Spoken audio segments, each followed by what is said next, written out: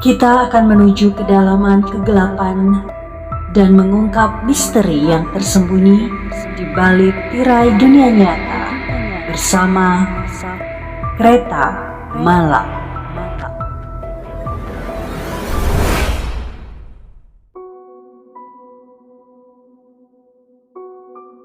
Kali ini saya akan mengajak Anda untuk menuju kisah nyata terowongan goib hutan Blora. Kisah ini bersumber dari Twitter Lakon Story.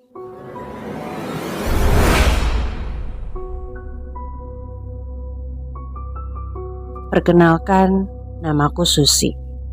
Perjalanan waktu itu bisa dibilang adalah perjalanan yang tidak akan pernah kulupakan selama hidupku. Karena selain bisa dikatakan sangat mencekam, kami semua masih bisa dikatakan beruntung karena hanya disesatkan dan kembali dipulangkan. Andai saja waktu itu Tuhan berkehendak lain, mungkin hingga saat ini kami dan seluruh penumpang bus akan benar-benar menghilang dan tidak akan pernah kembali.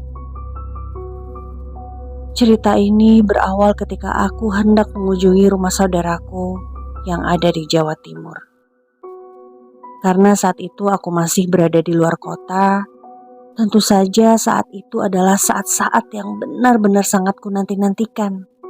Karena selain aku sudah lama tidak berjumpa dengan saudaraku, waktu itu aku memang hendak dijodohkan dengan salah satu rekan saudaraku yang memang sudah pernah dibicarakan sebelumnya denganku. Dan setelah hari yang sudah ku nanti-nantikan tiba, akhirnya hari itu pun aku berangkat menuju Jawa Timur dengan menaiki bus. Selama perjalanan, waktu ku habiskan dengan beristirahat. Benar sekali, hal itu memang sengaja aku lakukan karena aku ingin terlihat segar dan bugar ketika berjumpa dengan saudaraku keesokan hari. Namun sayangnya, di tengah-tengah aku tertidur lelap di dalam bus, aku mengalami mimpi yang sangat buruk. Waktu itu, di dalam mimpiku, aku seolah berada di tengah-tengah keramaian perkampungan kuno dengan pemandangan yang sangat aneh. Semua wajah orang yang ada di sekitarku saat itu terlihat pucat, dengan tidak ada satupun yang menghiraukanku. Dan tidak berhenti di situ saja, aku pun juga melihat pakaian yang dikenakan orang-orang tersebut masih sangatlah tradisional, khas Jawa. Melihat hal itu, tentu saja aku sangat kebingungan tidak karuan. Namun akhirnya aku menghampiri salah satu orang yang terlihat duduk tidak jauh dariku, yang dengan anggunnya mengenakan kebaya lengkap dengan selendang tipis yang digelantungkan di pundaknya. "Bu," ucapku sopan. Namun anehnya, bukannya menjawab pertanyaanku, ibu-ibu tersebut tiba-tiba berlari, seolah melihat sesuatu yang ada di belakangku. Mengetahui hal itu, aku pun seketika terkejut dan tentu saja langsung menoleh ke arah belakang tubuhku agar aku dapat melihat apa yang ibu-ibu tersebut lihat. Dan setelah aku menoleh ke belakang, tiba-tiba aku melihat sesosok lelaki tua yang tidak mengenakan pakaian dengan wajah yang sangat menyeramkan. Kulihat wajah lelaki tua tersebut terkelupas tidak karuan. Badannya keriput dengan seperempat kepalanya berlubang. Melihat hal itu, tentu saja aku seketika berteriak dengan sekuat tenaga. Ditambah suasana ramai orang yang sebelumnya kulihat. Namun waktu itu tiba-tiba berubah menjadi gelap gulita. Namun akhirnya aku pun bersyukur karena semua yang kulihat hanyalah mimpi buruk. Waktu itu aku memang terbangun karena bus yang kutumpangi membunyikan klakson berkali-kali. Sepertinya ada kendaraan lain yang menghalangi laju kendaraan ini. Alhamdulillah, cuma mimpi, ucapku dalam hati sambil melihat ke kanan dan ke kiri. Yang ternyata aku masih berada di dalam bus yang saat itu tiba-tiba berjalan pelan. Tapi sayangnya ketika aku menoleh ke kanan dan ke kiri, aku melihat keadaan di luar bus sangatlah gelap gulita. Ditambah saat itu sepertinya bus yang aku tumpangi sampai di tengah-tengah hutan belantara yang minim dengan cahaya. Dan tidak berhenti di situ saja. Saat itu aku juga melihat seluruh penumpang yang ada di dalam bus ini sedang tertidur lelap dengan diiringi suara bus yang terus-terusan membunyikan klaksonnya. Melihat semua itu, tentu saja aku seketika berdiri dan melihat ke arah depan yang ternyata di depan bus yang aku tumpangi ada sebuah kendaraan besar yang sedang berhenti. Oh, macet. Kirain ada apa? Pikirku dalam hati. Namun, ketika aku kembali duduk di tempat dudukku, aku tiba-tiba merasakan jika ada sesuatu yang aneh di dalam bus ini. Suhu di dalam bus saat itu tiba-tiba berubah menjadi lebih dingin dari sebelumnya. Dan tidak berhenti di situ saja. Ketika aku mengarahkan pandanganku keluar jendela, malam itu aku mendengar suara banyak orang yang entah dari mana asalnya. Suaranya kok seperti di tengah-tengah keramaian ya.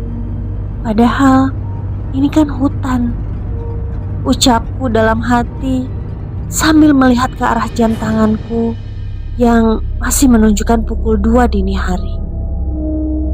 Tapi karena aku mencoba tidak menghiraukan semuanya, akhirnya aku pun kembali memejamkan mata sambil menata jaketku karena saat itu aku benar-benar merasa sangat dingin, tidak seperti biasanya. Namun sayangnya belum sempat aku memejamkan mata, tiba-tiba aku diajak bicara oleh wanita yang ada di sampingku yang sebelumnya tertidur pulas.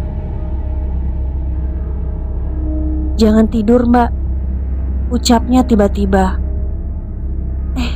"Iya, Mbak, habis dingin banget," jawabku sopan.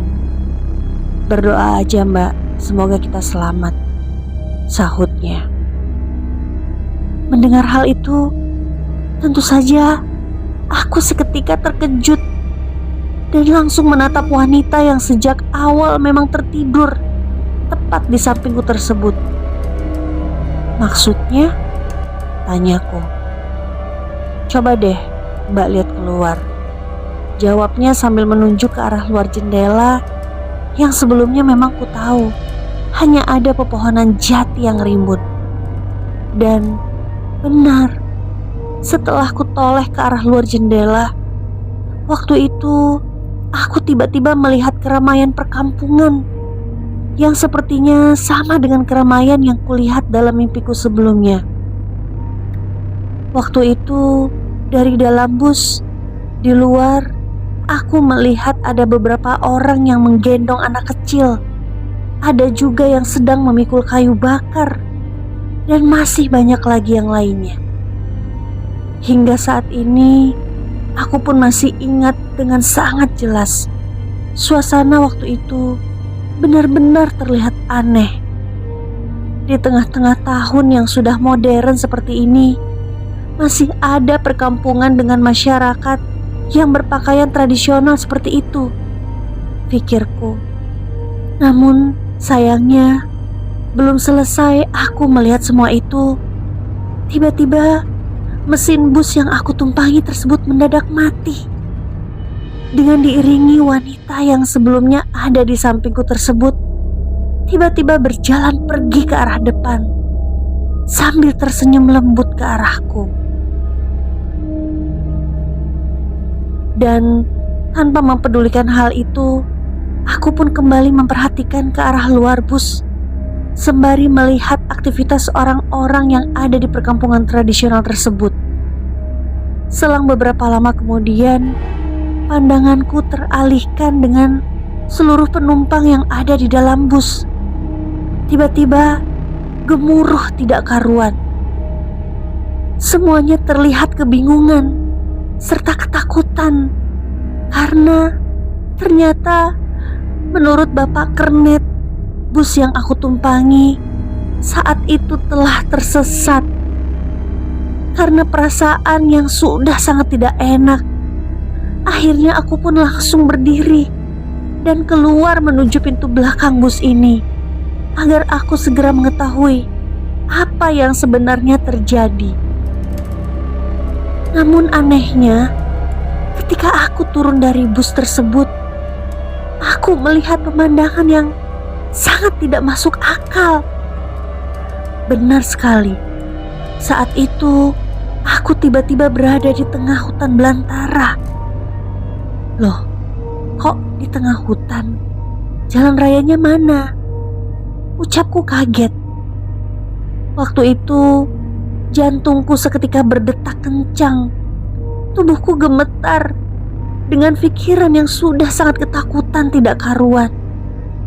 Ditambah saat itu aku juga tidak lagi melihat perkampungan yang sebelumnya kulihat dari dalam bus. Hal itulah yang akhirnya membuat aku berpikir jika bus yang aku tumpangi telah masuk ke dalam dimensi lain hutan ini. Bahkan bukan hanya bus yang aku tumpangi saja.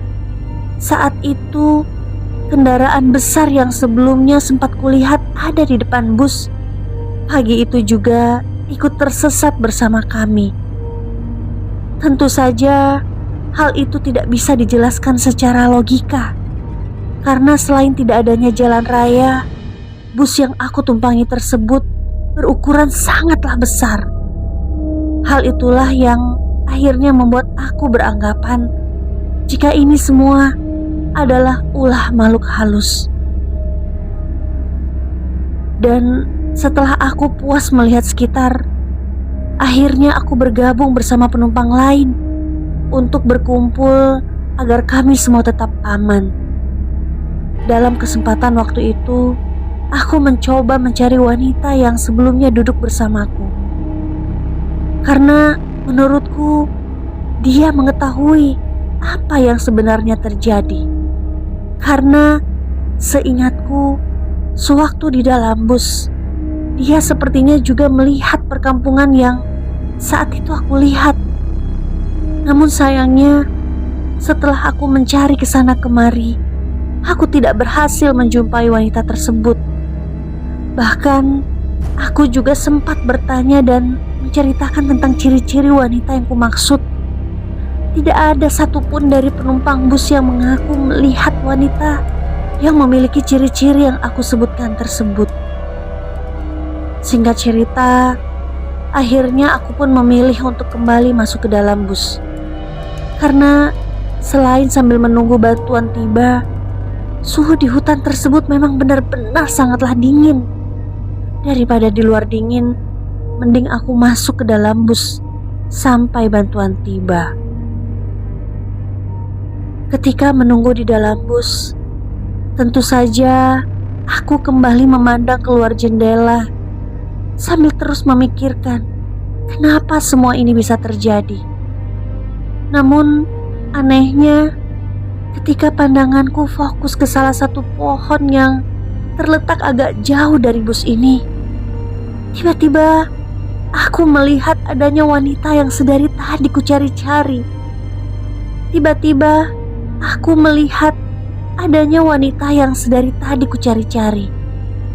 Wanita tersebut terlihat berjalan pelan ke arah samping dengan tidak sekalipun menoleh ke arah bus ini.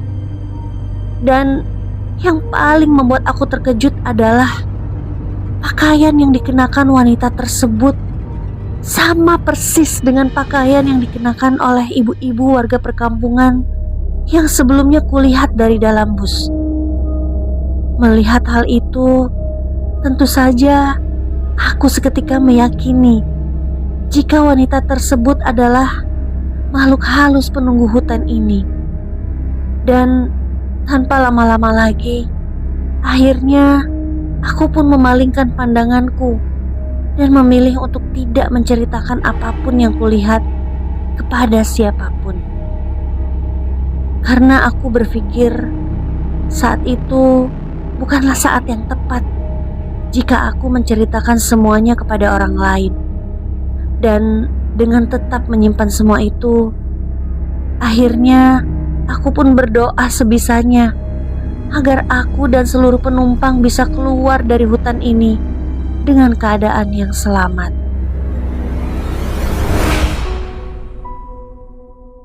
Ikuti terus perjalanan kereta malam, karena mungkin saja akan membawamu pada kisah yang sama.